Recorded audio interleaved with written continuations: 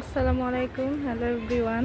দেখেন আমাদের কদম ফুলগুলা কি সুন্দর করে ফুটছে, আর নিচে পিচ্চিরা এমন অবস্থা করতেছে, মানে ডালপালা ভাঙ্গা চুরা একদম শেষ। ওই সাইডে অনেকগুলো ফুল ছিল, ওই সাইডেও গাছটা আছে একদম ভাঙ্গা শেষ করে হচ্ছে। কি অবস্থা করতেছে, এই যে এটা কয়েকটা এখানে দেখো ছোট বাচ্চাদের মতো দাড়ি মোছ হয়েছে, এটা রাত্রে ফুটবে।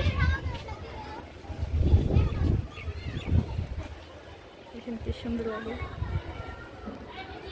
গাছেই ভালো লাগে।